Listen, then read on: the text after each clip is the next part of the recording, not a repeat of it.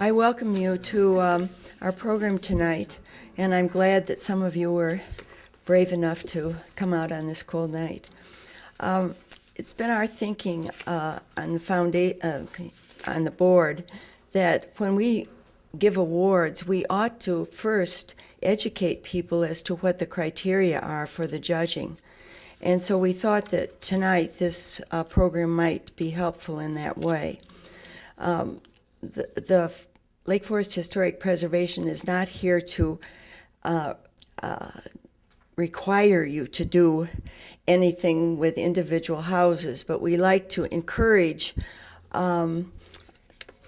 renovation, new housing, and so forth, to at least consider the neighborhood and the town, because Lake Forest is really a very special place as far as historic preservation is concerned. And people from all over come to us for a number of things. So, and we, as far as we know, we were the first to have a planned central downtown in Market Square. So we are not dictating, but we hope to educate a little bit. So don't worry, we're not coming over to to tell you you can't do what you're already doing. Tonight, Art Miller was going to be here, and it's Franz Schultz's 80th birthday, so he thought it was going to be a luncheon, and it turned out to be a black tie dinner tonight. So I'm going to be referring to some of the notes that he would have been using. And then we're going to show some slides of houses in the community, and then we'll have a period of questions afterwards. Also, I want to change one thing in the handout that you got. It says that the awards will be made in May. They will be made on April 29th, and the judging will be in the first week of April. So if all of the applications are in, we hope by March 25th, then we will go ahead with the judging after that. If you have any further questions on that, we'll talk about that later. Now, the important thing is that our local historic character is not a style such as Charleston, South Carolina, or Williamsburg, Washington, D.C., but a classic approach to planning and coordinating the elements of projects. That includes gardening as well as gardens as well as buildings. These elements include style, site selection, relationship among the parts of the plan and among materials, and integration of architecture with the landscape setting. I think, at least I know, my family and I moved to Lake Forest because of this. I had lived along the shore and for a number of years, and I found it so attractive that this is where I wanted to come. Now, when I say classic, really, in some ways it goes back to Greece and Rome, but not really classical in that sense necessarily, because what you see in Lake Forest is a variety of designs, but there are certain things that make them more classic. And the classic period in Lake Forest was between 1893 and 1942, really, up until the Second World War. Now, one reason I think I know Chicago architecture pretty well, and I did my paper when I became a docent for the Architecture Foundation on Daniel Burnham. And one reason that classical architecture has been so important in the Chicago area is because of Daniel Burnham and some of the other architects. Many of the architects went to the École des Beaux-Arts in Paris. And of course, the 1893 Columbian Exposition was designed based on the designs of that they learned at the Beaux-Arts. And Field Museum, Museum of Science and Industry, and so forth are remnants of that. So, and because so many of the businessmen in Chicago came up here for their homes, that I think it was a natural progression, much more so than you see in some of the other suburbs around Chicago. So this half century, from 93 to 42, defined the historic architectural character of Lake Forest, according to Art Miller. And he says, as the spectacular landscape development from the 1850s and 1860s was respected, while houses from the early period were replaced by new ones planned on Beaux-Arts principles, which included deference to the natural and design landscape character. And so along the bluff we see places like this. I'm just going to illustrate by one, the David Adler house that he built for the Reeds, which is on Lake Road. And during these 50 years, there were about 50 classic architects, many different architects, who contributed designs to Lake Forest's historic character, either studied in Paris or they studied architecture at a school modeled on the École, and that was MIT. And name right, the one who designed Shaw.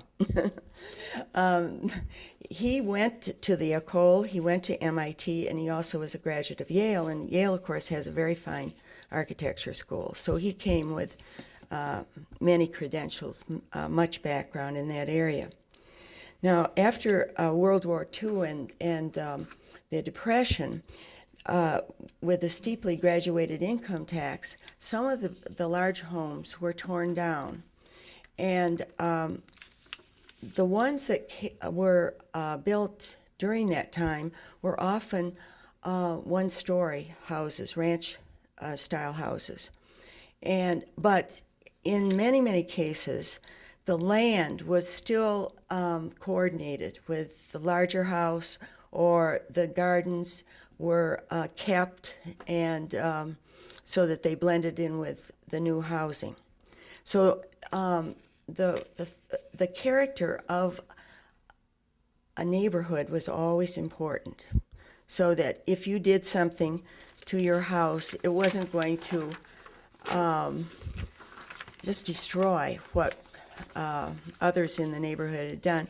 And one thing I found about Howard Shaw was that he never wrote any books, but he did have a handwritten speech that he gave, and he declared that you must never have a building that is overpowering, attention-calling structure next to someone. It's almost the same as murdering him or her. And I think I'm not thinking of any particular houses, but I've seen some along the shore where I do feel that they're trying to murder their neighbors. Now, there's some key principles of classic architecture taught by the École, and Art has some of these down, and I will mention them, probably not in full detail, but at least mention them. One is you have a plan.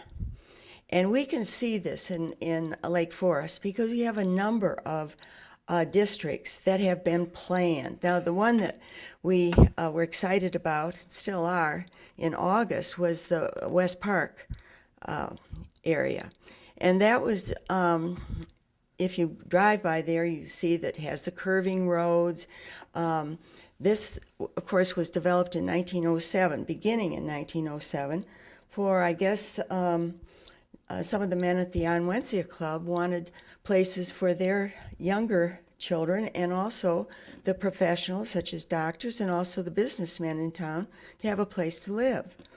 And so they sold the lots, as I remember, for $5,000. Am I right, Jim? Mm-hmm. And they sold them quite readily. And they had to pay up in 5 years. And so in 1912, these men, Howard Shaw and other architects and city fathers, had the money to start developing Market Square, which began, well, the planning certainly began in 1912, although it was thought of before. And one thing that I like about Lake Forest is that there are people who are so civic-minded that they're not just thinking of themselves and what they want for their own house. They think of what would be good for the community in so many cases. And these early men certainly did that.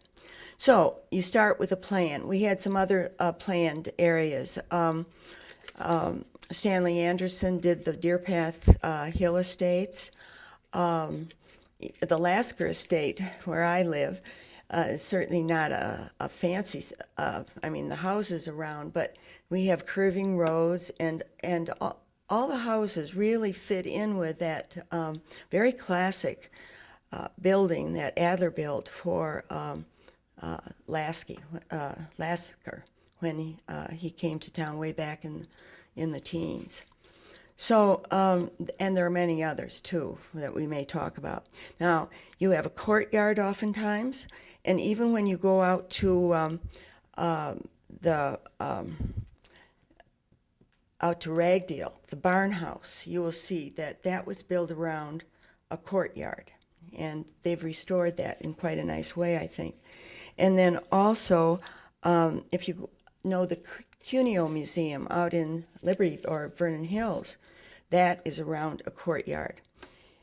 Then you also have a central hall that comes in from the main door, and with rooms on either side. And usually they went from the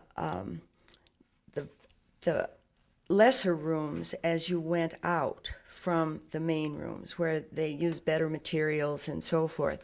And then oftentimes that main aisle went back, or hallway went back to a gallery that went across it. And examples of that are Ragdale and also, again, the Reed House. So that was important.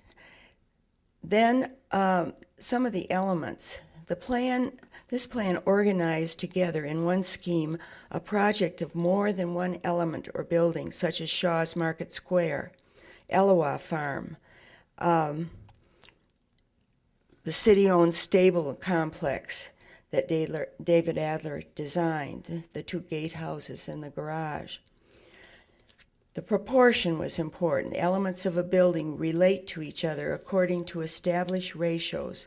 However, I might say at Market Square, all the buildings there outside the square that are that extend out were not built at that time they were built at the time, but not with that plan necessarily. But if you look carefully, they really go together with the other buildings. And even in Market Square, you have two towers, but the towers are not the same.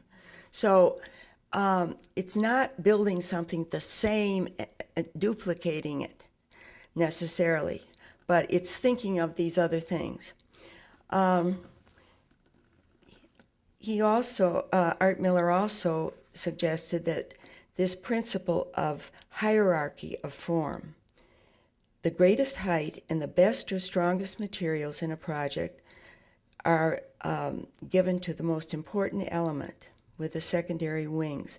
Now, he uses as an example Lake Forest College. The architects were Frost and Granger, and he's looked particularly at the chapel and Reed Hall that were built in 1899, 1900. The key campus buildings are surmounted by a chapel tower, and they are cloaked in gray. Bedford limestone, a strong material. The Blackstone Harlan Residence Hall complex, just to the south, in red brick with limestone trim, at the same time 2-story height and with towers forming an entry gate to the campus, also a major feature. But the step down in materials clearly signals the lower role of these buildings within the campus cluster, secondary to the academic and chapel buildings. Now, another thing is repetition. The regular iteration of features across a facade, such as windows or columns, or on a streetscape, adds to the dignity and calming order of presentation. Now, one example is the Anderson block, Stanley Anderson block, that was built in 1903, that Walgreens inhabits at the corner of Western and Deer Path, is a Georgian classic three-story building designed, well, it's called the Anderson block, excuse me. It was designed by architect James Gamble Rogers. Its regularly spaced windows with a limestone-trimmed red brick facade preserve a dignity at this important corner, which is undisturbed by the commercial chain tenant traffic below. The next element is harmony. This key Beaux-Arts precept is at the core of classical respect and civility for surrounding contexts, built and natural. And we could go back to Howard Shaw's comment that you don't build something that tries to kill something next door. You always are thinking of how, and also not look into the windows of the property next door if it can be helped at all. That was one thing that Art mentioned to me the other day. So another area that he talked about was symmetry and balance, but he also was giving me the example of the faculty housing over at Lake Forest College. Now these were built early, very early, and they built these houses with 5 bedrooms, and I said to him, why did they need 5 bedrooms? Well, in those days you had more help. You had to, because you didn't have all the conveniences that we have now. And Art was saying we really live as the wealthy live today as a member of the middle class. But when they built more, as they had more faculty in the 30s, they couldn't spend that much money. So it took quite a bit of talking to the city to get them to allow them to build townhouses or 2 houses with a same wall. And I went over there the other day to look at them, and they blend in with the larger houses, whereas their talking point back in the 30s was if you have these small little houses, they're not going to look right with the larger 5-bedroom faculty houses. Now another element is transparency. The coordination of interior and exterior spaces includes managing the circulation to include exterior terraces and garden spaces to be integral parts of the plan. I think all of the houses we've had on our house walks, I was thinking back, have done that, so that it's a free flow between the interior of the house and the gardens. Now, one example of this is our library. The architect Edwin Clark's 1931 Lake Forest Library is very formal, and it has a symmetrical facade, one side of the entry the same as the other. And then, of course, we see this to a large extent in Market Square. Frank Lloyd Wright had built many buildings up here, or Mies van der Rohe. I think perhaps we would have had some quite different variations of our architecture. So the École des Beaux-Arts derived design principles could be employed with a wide range of materials and national architectural and landscape styles, portrayed with unprecedented accuracy and widely distributed in this period. And people even went to gardeners such as Rose Standish Nichols' garden book and others, and of course they came and designed their gardens. And on the west side, when that started to be developed, again, they planned it with gardens and open spaces and vistas, so that you're not just crowded in one house next to the other. Some examples are the Peary Place at 930 East Rosemary. That was built in 1905 by Benjamin Marshall, who did the Cuneo house as well in Vernon Hills. It centers on the simple classic Georgian house with a balanced facade with an English landscape lawn, a formal French court north of the living room, past flower beds, and a white garden beyond, recalling from the period landscape designer Rose Nichols' own 1902 book, A French-Inspired Garden Space, with a quiet pool and tall trees, such as she had designed at Melbourne in England.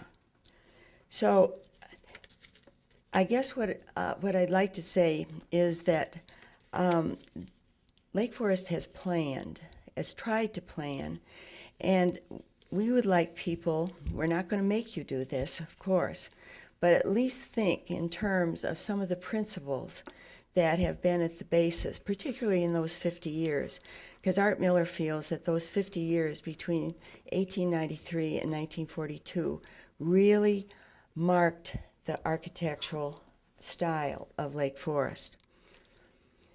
Now, Pauline Moore is going to show some slides of some of these houses and some of the things that are really important. I wrote some of those out in that handout that you have: shutters, dormers, roof lines, and things like that. And so think of questions, and at the end, we will be glad, if we can, to answer. All right, Pauline? Jane has created the setting for you of Lake Forest and the Lake Forest style and the visual character of Lake Forest. In 1991, the Preservation Foundation decided that we would like to reward those individuals who had property in Lake Forest or were going to build in Lake Forest for staying within that character. For preserving historic homes, for rehabilitating them, adding to them to make them livable for today if that were necessary. So we formed the idea of having preservation award competition in a sense, and that was the first year. This program was to explain how we do the judging on that, and that's really what I'm going to talk about, and I'm going to be very specific about things. And I am going to show some slides. They aren't all in Lake Forest, but the slides are all meant to illustrate the things that we look at, the standards that we use in judging. First of all, we have to set up a judging panel, and I think you should know about that. The president of the foundation board chooses a chairman. That chairman chooses 2 other board members to serve on the panel and 2 at-large members. The at-large members include, since we had a Historic Preservation Commission, a member from that commission, and then we have always had what we call an outside expert, someone either from the National Trust, Landmarks Preservation Council, preservation architect, and we've had people from other historic preservation commissions in communities outside of Lake Forest. So that's the judging panel. In the handouts, you had a nomination sheet. That nomination sheet comes in, and it comes in with a picture of the home that has been nominated. We're going to look at the whole, the picture of a whole home. This obviously is not in Lake Forest. It's Rustop Manor, and it is a 16th century home in England. But I want you to look at the whole because later on we're going to look at parts, and some of the parts that we are going to look at you can see in Rustop Manor, 16th century England. The next house is also a country house in England called Crone, and the same thing is true. We're looking at the whole, a lovely manor house that has existed for 4 centuries, but the parts are parts that still exist and that are used in homes in Lake Forest. The last one from England is a Northcombe house. That's 18th century. You can see a little bit of the entrance, the fenestration, and the dormers on that. The next house is 18th century. Now we're back in America, in Virginia, and a very famous home, and you're going to be seeing more of this home. This is Westover on the James River, and this is the riverside of the home. This is Carter's Grove, also in Virginia near Williamsburg. And again, I just want you to look at the whole and see how lovely it is, and then let your eye come in on some of the details. But let's come into the 20th century, and on Lake Forest, the Fernald House on Ahwahnee, Shaw, 1908. This is Delano and Aldrich on Deer Path, and it's 1925, and that's Fairlawn. So study that a little bit, because we're going to come back to some details on this house. Now we come to Shaw's Clayton Mark House on Lake Road, and finally Derwin Marr on Deer Path, a Tudor house. Now these are all either grand manor houses or great estates, but a home need not be in that category. In fact, we encourage homes that are more modest, and they qualify as well for awards, and many of them have received awards. We're looking at Derwin Marr, a Tudor house, but a few streets over, we have another Tudor, more modest. And here are others, bungalows and four squares, all in Lake Forest, all really nicely rehabilitated, and all would qualify for awards. We also look at institutional and commercial buildings, and of course that's the Northern Trust Bank, Stanley Anderson, Dickinson Hall, which is now the senior center, and that did receive a rehabilitation award from the community. Now, I've asked you to look at the whole, and now we're going to look at some parts. And the first part that we're going to look at is something very small, something very easy to get right, and something that is so often wrong, and those are nothing other than shutters. If you know the history of shutters, if you were interested in that, you would realize that back in time, glass was hard to come by, and a lot of the window openings didn't have glass, so shutters were very functional. They were used for security, they were used to keep out the weather, so they closed, which meant that they had to be hinged, which meant that they had to cover the entire window. How often we see that this is not the case, even on very lovely houses and really good projects. I mean, you would be surprised, I won't name them, but there have been a few that you wouldn't believe that everything else was done, tremendously down to the last detail, and then the shutters are wrong. But anyway, here are some shutters on a French house. Right size, on hinges, they will close. Here are some shutters in Lake Forest. It's the same thing. They are half the width of the window. They would close. They would even close over the iron grating. They're hinged, and there are shutter dogs to hold them in place. I don't know if I should confess this. They are hung backwards, which most shutters are today, because the louvers would go toward the house when they were open, and then it would go away from the house when they were closed to keep the rain out. And I think for practical purposes, which we do allow some practicality in your restoration and rehabilitation projects, to keep water away from the house, often you will find that they're hung backwards. This is new construction in Lake Forest, and the shutters are hinged and the correct size, and they have shutter dogs. The next thing, and it's a big thing, are windows. All right, here is a window with true divided lights. The articulation has dimension to it. And here is Palladian. And again, everything is articulated, it's true divided light. We don't insist on true divided lights for windows. You can have applied muttons, but it has to have dimension. It cannot be those muttons that are between two pieces of glass, or, they almost look like you had taken tape and taped on the panes. Okay, here is a very nice Palladian window that, of course, is on Mount Vernon, and we're going to have another slide of Mount Vernon for another detail a little later.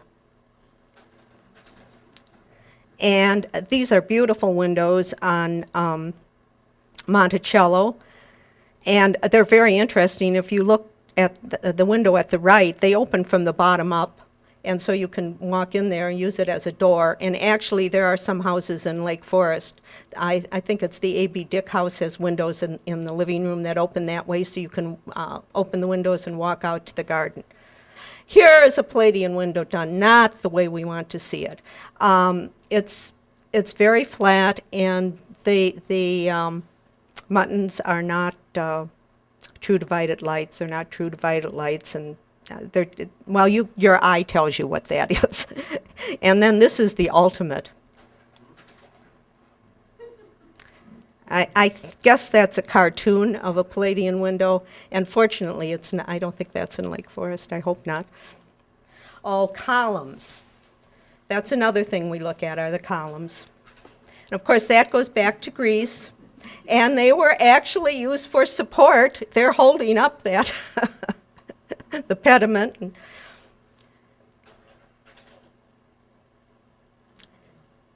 This is Mount Vernon. Now, on the columns, the one thing that we noticed, of course, there's proportion, and there are formulas for the proportion. And I would say we're not, like, we don't go out and measure and ensure that the proportions are right. But one thing that we absolutely look at is, because even though these columns are not really supporting anymore, they're used for a decorative element, they should look like they are supporting.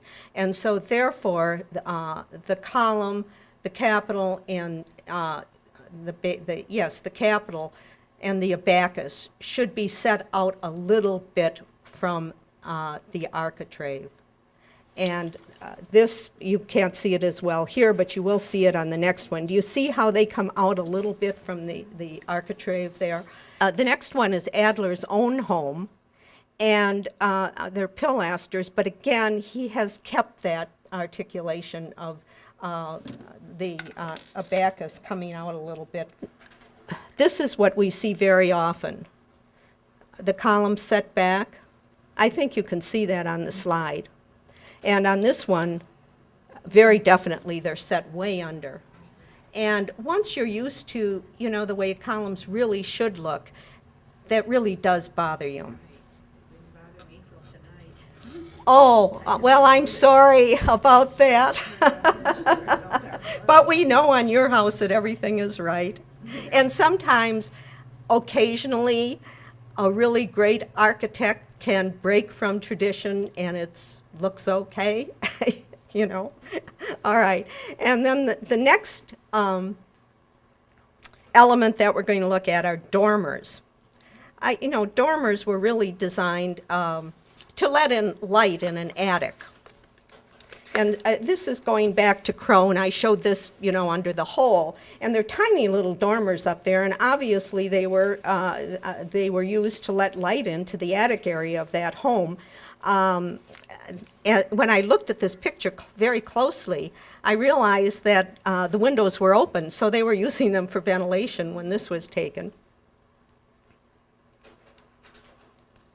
And I just did put Mount Vernon in again. You can see a little bit of the dormers, but the reason I did it is we have a house, Summerfield, on Waukegan Road. An architect lives there, and he added these dormers. But he added them, in correct proportions.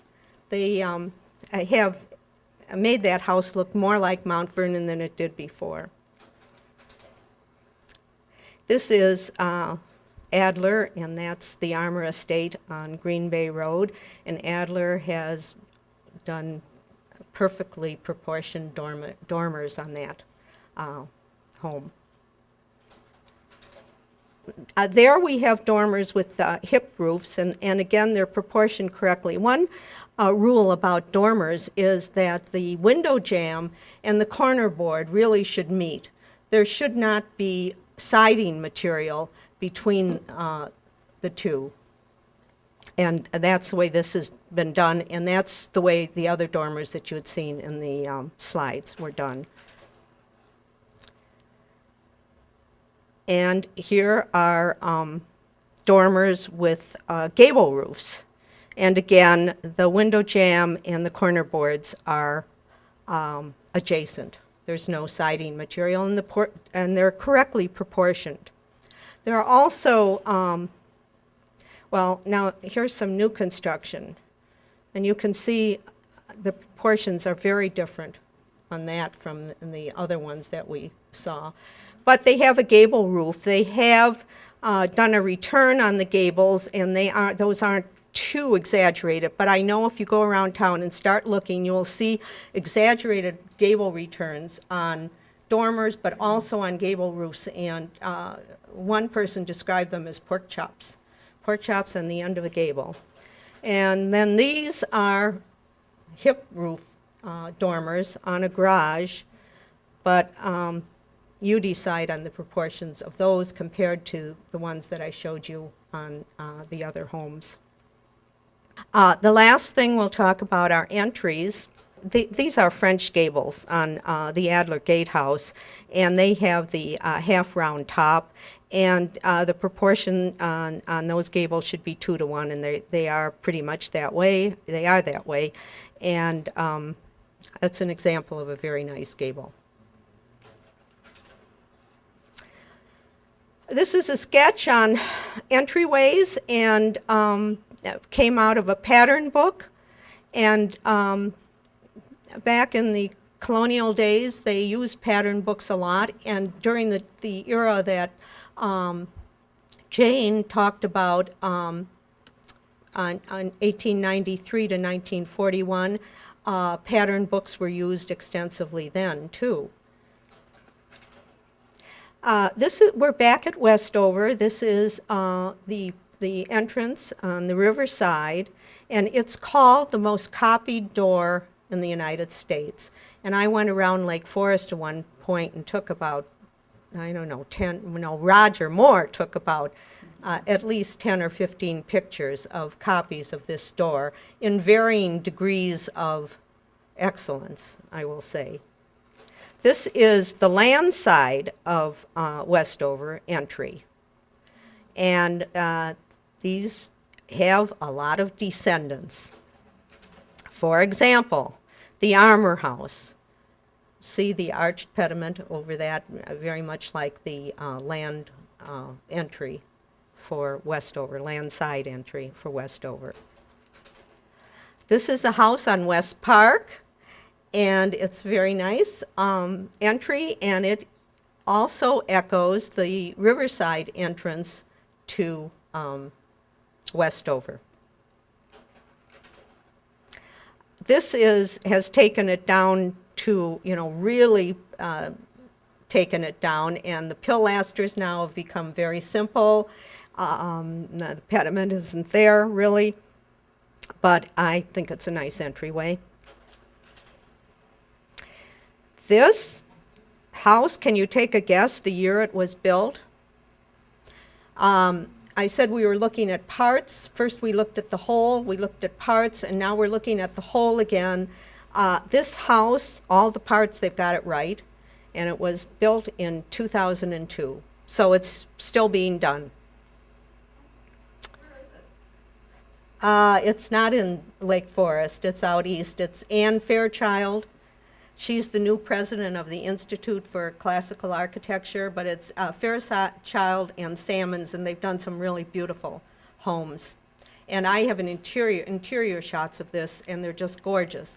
But I guess what I didn't say at the beginning, Jane mentioned, the layout of the interiors and so forth. In the preservation awards, we only do exteriors. aren't going to go inside your house and tell you what you should do there. Maybe another year we'll decide to do that, but we don't do that now. About maybe 5 to 8 years ago, we were finding that we were starting to get a lot of new construction in established neighborhoods. And so our awards now are really coordinate with the Department of Interior standards for treatment of historic properties. But this next award is not from the Department of Interior because we created it. We called it the Infill Award. That is new construction in an established neighborhood. I have the next few slides actually came from Art Miller. He went around and what they illustrate are a number of houses grouped together, but the roofs all work together. And so it's a cohesive neighborhood feeling.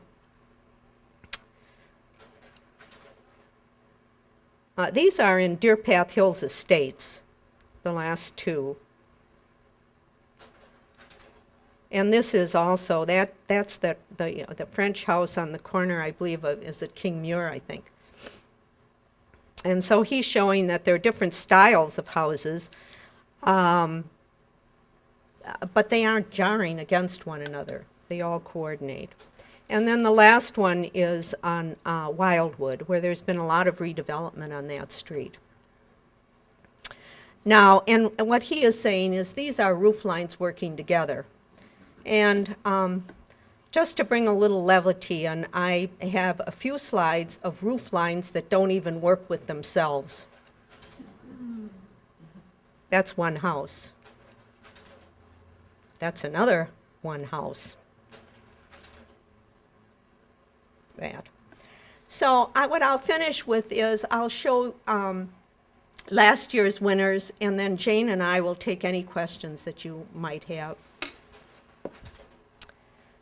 You know this one, the Quinlan House, that was a rehabilitation from top to bottom. And what I loved about this is this house has the original windows. And, you know, they put in new cords, but the wood is there, everything is there. This is Two Gables. We're all familiar with Two Gables and the rehabilitation that went on there with the addition and rehabilitating the original part of the house. And I think the whole community is grateful to the people who did that, DeFilippis and Bruce Grieve. This was mentioned in Jane's speech, the barn house. That flat-roofed garage was taken down, and they redid it in its original configuration, pretty much. This is a log cabin. It was a playhouse for the Alfred Mansfield estate. And the estate was subdivided. The manor house is on a lot, and then there was an empty lot created, and the people who built a home on that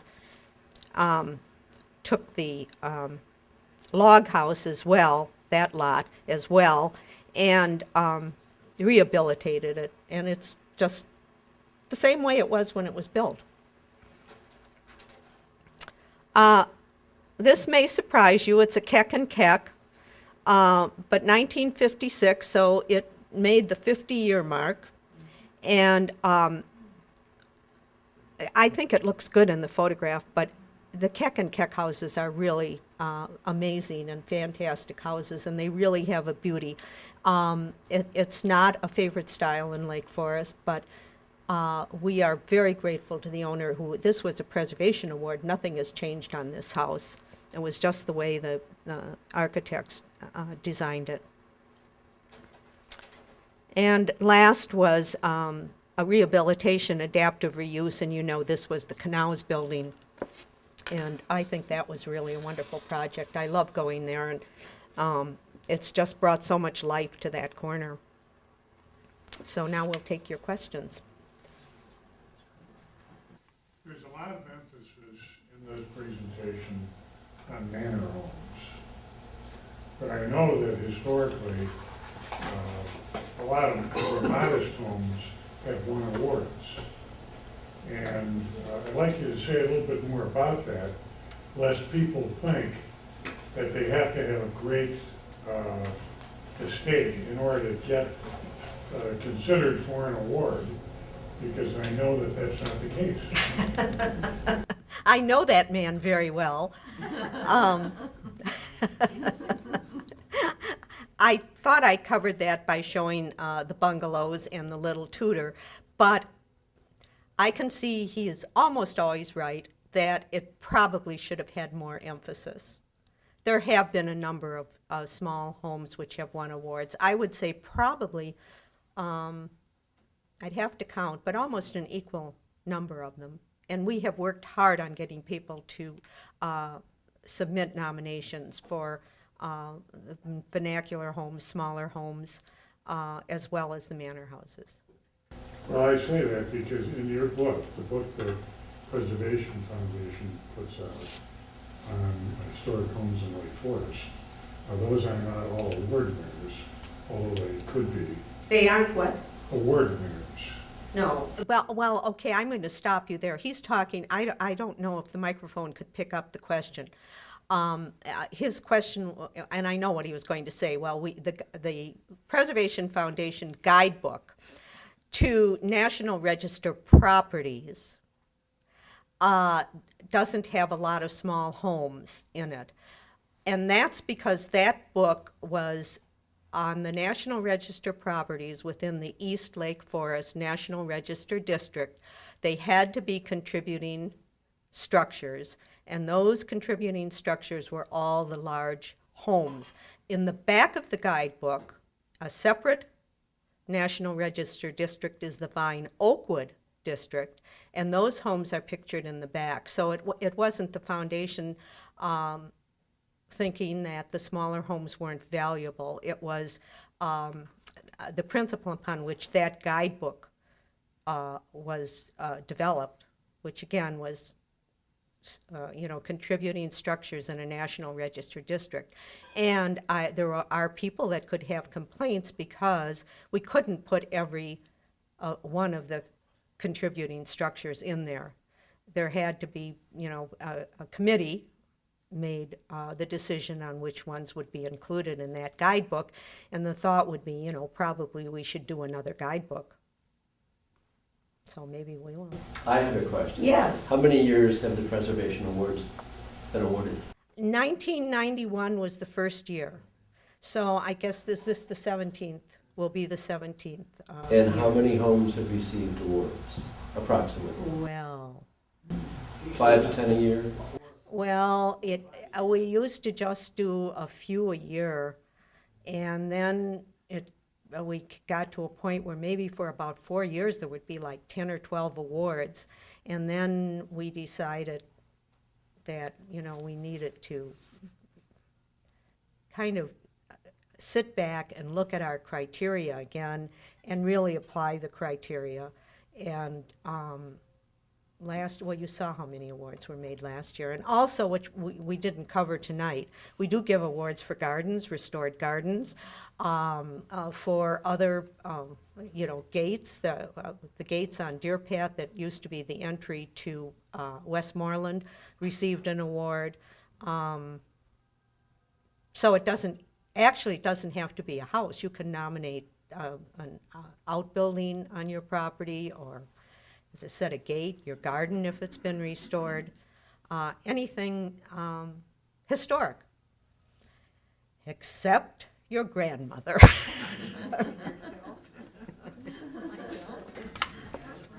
Got it, spill water, trip over the car. I've had occasion in the last few weeks to talk before other groups, and I've always said that while I represent the Preservation Foundation as its president, that I always feel inadequate because of the work of people who have been on the Preservation Board in the past and those who are working on it today. And we have two examples in Jane and Pauline tonight who have done a superb job in putting this program together. one of the outstanding facets of this is, while it's cold out tonight and the audience is not as large as we would have liked, the program has been taped, and hundreds of people will see it on the channel, Lake Forest channel, in the next month. And the opportunity for people to have looked and heard the details of this program will be vastly rewarding to the results that are going to be achieved this spring. Before I say goodnight to you, we are going to have what promises to be an outstanding program, which I believe virtually every one of you will want to attend on Sunday, March 25th at 2:30 in the Stewart Room downstairs. We are going to have a program on preserving Market Square, its history, significance, and future. Arthur Milley and Shirley Paddock and a representative of this community will speak on that. It is virtually the last Sunday in March. It will be on our website, lfpf.org. Anyone can tune into that. Thank you for coming.